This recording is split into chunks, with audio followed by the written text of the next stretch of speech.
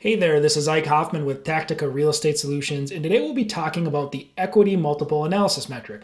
We're going to cover how it's calculated, some of its benefits, and also some of its shortfalls. I'm also going to share with you what kind of real estate investors benefit most from using the equity multiple as their primary analysis metric. If you've been enjoying Tactica's multifamily analysis content, I'd really appreciate it if you'd like the video, subscribe to our channel, and allowed us to notify you when we're releasing new video content.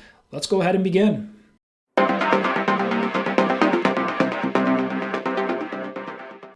The equity multiple formula consists of two variables, total distributions and equity invested.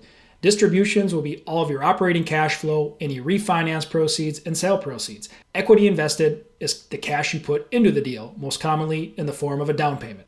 Let's jump right into an example. Let's say we invest $1 million into an apartment complex. In year one, we expect to receive $65,000 of cash flow. Year two, $68,000. Year three, $73,000. Year four, $77,000. And in year five, the combination of cash flow and sale proceeds would equal $1.89 million. So our total distributions would be all of that cash flow and sales distributions we received in years 1 through 5. It totals $2.17 million. Our equity invested is the initial $1 million we put in year 0. If we take the total distributions divided by the equity invested, we get an equity multiple of 2.17, meaning we more than doubled our initial equity investment. An equity multiple under 1 would mean that you lose money. An equity multiple of 1 means you break even. Anything over that means you're profitable. A 2x would mean you double your money, a 3x, triple your money, and so on and so forth. You can see it's incredibly intuitive, and I think that's a good segue to get into the strengths.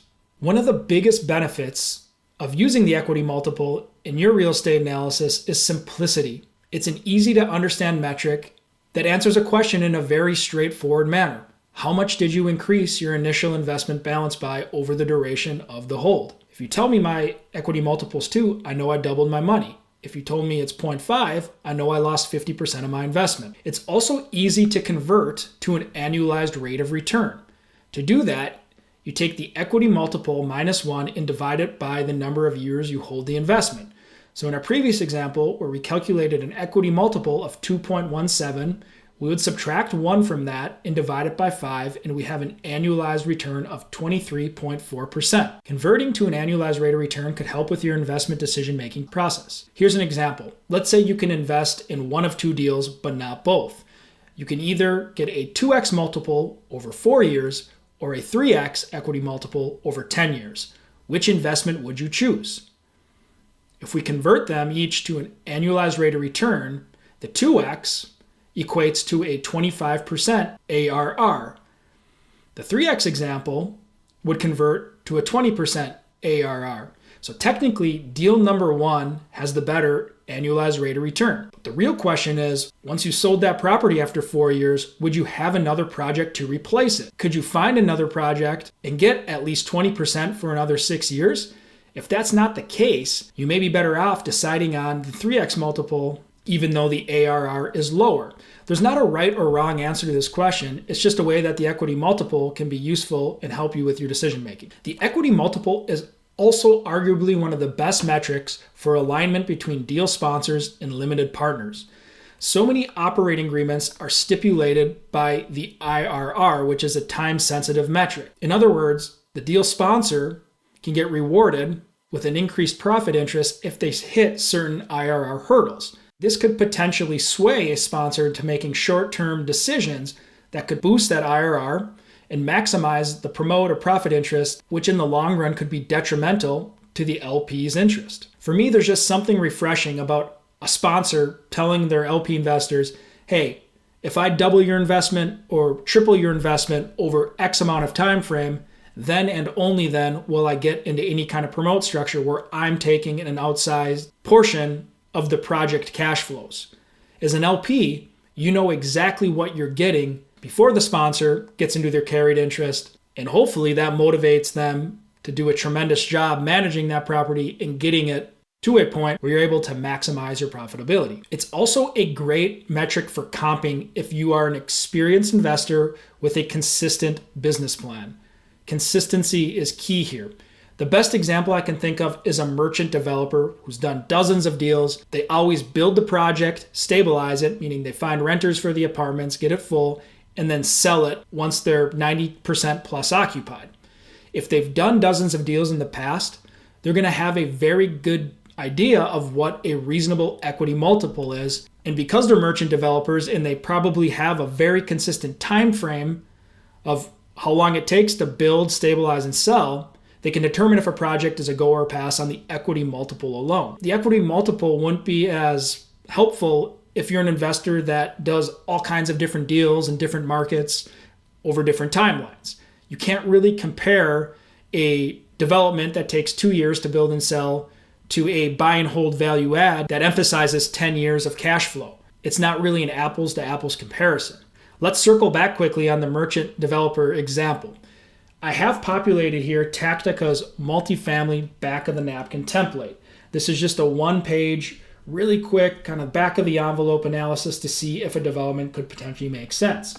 I have some project costs inputted in the upper left-hand corner. I've flushed out a unit mix in the middle section. I have some ancillary income charges that could potentially be available at the property. I set up an expense ratio. And then in the bottom left, I have some stabilized metric. And most importantly, we have the profitability potential laid out in the bottom right-hand corner of the template. So what I want to focus on in this section is the equity multiple. We can see with the numbers we currently have plugged in, we're calculating a 2.01 equity multiple. If you're a merchant developer and you've done dozens of deals, from start to finish will take between 30 and 36 months, and you've been achieving equity multiples of 3, well, the quick math on this project tells you it's probably not a go. On the other hand, if you've been working in a particular submarket and a 2 equity multiple is what's been common on some of the past projects you've sold, this could be right in your wheelhouse. It might be worth it to vet the numbers more thoroughly and see if it makes sense to move forward with. So in summary, if you have a very consistent business plan and you've been doing it for a long time and you have a lot of historical data, specifically you can look back at what the equity multiple has been on past projects, it can be the most insightful metric when determining if a future project is a go or not. There are some weaknesses that come with the equity multiple. One of those being it does not factor the time value of money.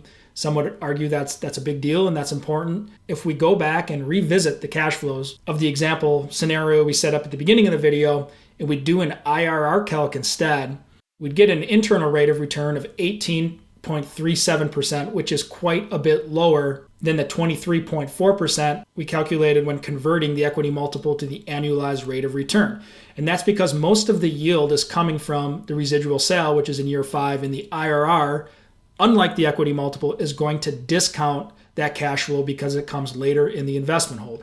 Another good example of how it can come up short in the department of time value of money is if you were to tell me that the equity multiple is expected to be 2 over a 5-year holding period, I'll say that's pretty good. But if it were over 20 years, that's about a 5% annualized return every year.